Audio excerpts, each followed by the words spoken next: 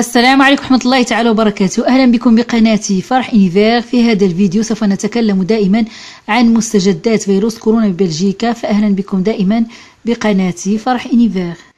بالنسبة لفيروس كورونا ببلجيكا فقد أعلنت معهد سيونسان للصحة العامة ببلجيكا أن هناك 3071 حالة جديدة من العدوى سجلت البارحة خلال 24 ساعة الماضية، ويبلغ متوسط الحالات الجديد الذي سجل يوم الخميس 2163.1، ومقارنة مع ما سجل البارحة هو 2154 حالة في المتوسط خلال الأربعاء. هنا يتبين بأن هناك ارتفاع في الحالات العدوى في المتوسط في بلجيكا ليومين متتابعين، وقد سجل 182 حالة جديدة دخلت إلى المستشفى بسبب فيروس كورونا خلال 24 ساعة الماضية، وهكذا يبلغ متوسط الحالات التي دخلت إلى المستشفى بسبب فيروس كورونا إلى 185.6 حالة،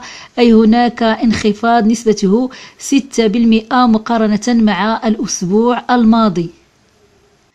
بالنسبة للحالات التي شفيت خلال 24 ساعة الماضية فقد بلغت 283 حالة شفيت، وإلى الحين هناك 3016 شخص ما زالوا في المستشفى بسبب فيروس كورونا، من بينهم 662 في العناية المركزة.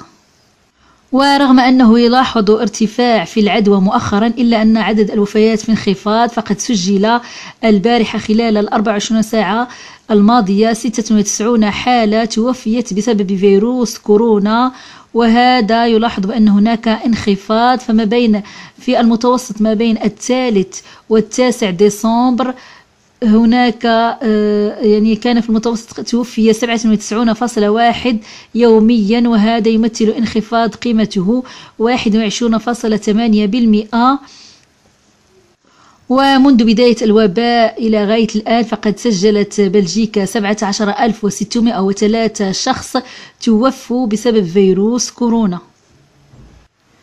وبالنسبة لحظر التجول الذي فرض في منطقة لواني وبروكسل والذي كان يبدأ من الساعة 10 مساء إلى غاية 6 صباحا، فقد أعلنت كل من حكومة لواني وبروكسل بأنه سوف يمدد إلى غاية 15 من شهر يناير.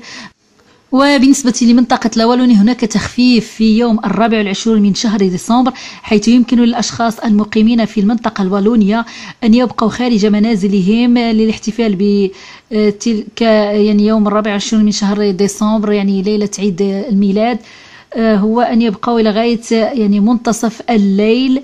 هذا ما أقرته السلطات. أما باقي الأيام فيكون حظر التجول يبدأ من 10 مساء إلى غاية 5 صباحا.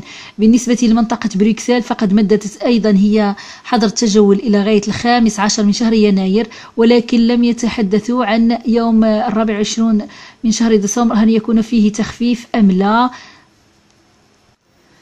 فعلى المستوى الفيدرالي وعلى مستوى بروكسل لم يحدد بعد إذا كان سوف يكون هناك تخفيف لحظر التجول يوم 24 من شهر ديسمبر كما فعلت المنطقة الوالونية.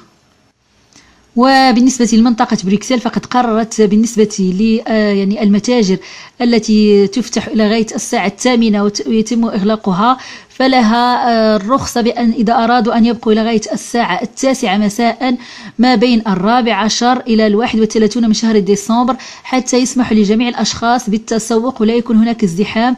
هذا فقط من بين في الفترة ما بين 14 وال31 من شهر ديسمبر يمكن لهذه المحلات التجارية أن تبقى مفتوحة إلى غاية إلى غاية 9 مساء. هذا فقط بخصوص منطقة بروكسل.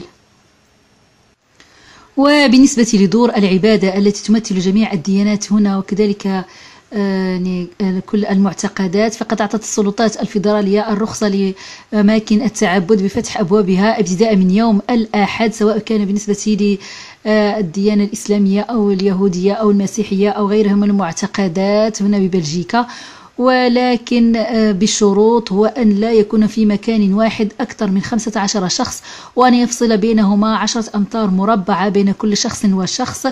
وقد استقبلت جميع ممثلي الديانات بتفاؤل هذه القرارات، ولكن بالنسبة لبعض مسؤولي عن مساجد خصوصا في مناطق سكاربيك فقد أكدوا أن 15 شخصا في المسجد خصوصا خلال صلاة الجمعة هو شيء ضئيل، ولا يمكن أن يرفضوا يعني دخول أكثر من الأشخاص للتعبد في يوم الجمعة. لذلك بعض الأشخاص يفضلون إبقاء مغلقة المساجد إلى حين تخفيف التدابير أكثر والسماح لأكثر من الأشخاص للمجيء لأداء صلاتهم في المسجد، لأنهم كما يأكدون إذا كان هناك عدد ضئيل الذي يأتي للمسجد فالأحسن أداء الصلاة في بيوتهم. ولكن لحد الآن لم تقرر يعني الجالية المسلمة القرار الأخير بهذا الخصوص، وفي انتظار الجديد. سوف نرى هذا بالتفصيل بهذا الفيديو، ونسمع وزير العدل البلجيكي يصرح بذلك بأنه سوف يسمح بفتح أبواب أماكن التعبد ابتداء من يوم الأحد ولكن بالشروط التي ذكرتها. Et Covid, le Conseil d'État a demandé au gouvernement de revoir la décision de fermeture des lieux de culte. Elisabeth Groutars, le ministre de la Justice, a reçu cet après-midi les représentants des cultes. On va donc vers un assouplissement, on peut le dire. Oui, vers un léger assouplissement, puisque ces différentes célébrations religieuses et laïques seront à nouveau possibles à partir de dimanche, à condition qu'elles ne rassemblent pas plus de 15 personnes en même temps et que ces personnes soient séparées de 10 mètres carrés minimum. Alors 15 personnes maximum, c'est déjà ce qui était en vigueur pour les enterrements. C'est un léger mieux pour les mariages qui étaient limités jusqu'ici à 5 personnes, et cela permettra des moments de prière, des moments de rassemblement en petits groupes dans les synagogues, les mosquées et les églises. Alors malgré une petite déception côté catholique, c'est donc vu comme un premier pas par les différents représentants de culte qui attendent d'autres avancées en janvier et qui savent qu'il sera difficile de s'organiser, notamment pour les messes de Noël. Un geste qui fait suite à cette demande en référé de membres de la communauté juive d'Anvers qui a débouché donc sur cet arrêt du Conseil d'État. Un geste qui permet au ministre de la Justice de concilier décisions communes à tous les cultes et enjeux sanitaires. Je vous propose de l'écouter. C'est une règle qui est simple, mais c'est aussi une règle qui est claire et qui vaut pour tout le monde, donc pour tous les cultes, et aussi pour la laïcité, parce qu'on a ici une représentation de laïcité présente.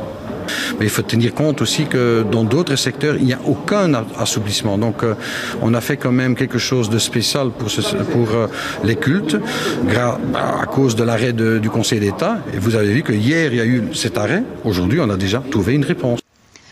وقد قررت الحكومة الفيدرالية ابتداء من شهر فبراير القادم أن جميع الأسر ذوي الدخل الضعيف زيادة على الآخرين الذين كانوا يستفيدون من التعرفة الاجتماعية في دفع فاتورات الكهرباء والغاز، فهناك يعني عائلات أخرى سوف تستفيد من هذه التعرفة الاجتماعية، أي دفع فاتورة الكهرباء والغاز بثمن جد ضئيل الذي ما يسمى التعرفة الاجتماعية، كالأشخاص الذين يعانون من إعاقة أو الذين يتقاضون بدل الإعاقة، وكذلك الأشخاص المسنين. كذلك سوف يستفيد أسر أخرى ذات الدخل المنخفض التي لا يتجاوز دخلها الإجمالي في السنة 20,000 يورو. هذا ما أكدته الحكومة الفيدرالية، وسوف يبدأ هذه التدابير ابتداء من شهر فبراير. هذا ما نراه بالتفصيل بهذا الفيديو. Vu la crise sanitaire et ses conséquences économiques, davantage de personnes pourront bénéficier d'un tarif social. C'est chez nous. Cela concerne évidemment la facture d'électricité et de gaz. Elle sera moins chère pour près de 460 000 ménages supplémentaires. C'est donc, on peut le dire, une bonne nouvelle pour de nombreux Belges. Thomas Deschamps. Dans cette ASBL bruxelloise, on travaille en permanence au contact de personnes qui ne parviennent plus à payer leurs factures d'électricité ou de gaz. Une ressource pourtant essentielle, devenue encore un peu plus vitale en période de confinement. Les gens restent plus chez eux, ils regardent plus la TV, ils se servent plus d'un ordinateur. Vous comprenez, tout ce qui est en rapport avec l'électricité, c'est plus pendant le Covid encore que en dehors, quoi. C'est pourquoi le gouvernement vient d'annoncer l'extension du tarif social énergie pour l'année qui vient. Un tarif réduit qui concernait déjà près de 500 000 personnes, mais qui doit bénéficier au double de familles, plus d'1 million en 2021, car si les bénéficiaires du revenu d'intégration et de la GRAPA en disposaient déjà automatiquement, ce sera désormais aussi le cas pour ceux recevant l'intervention majorée, ce qui peut inclure des chômeurs en fin de droit, mais aussi des travailleurs avec de petits revenus, pas forcément épargnés par la précarité énergétique. Aujourd'hui, au CPS de Schaerbeek, on aide 3000 personnes à payer leurs factures d'énergie, donc d'eau, de gaz et d'électricité.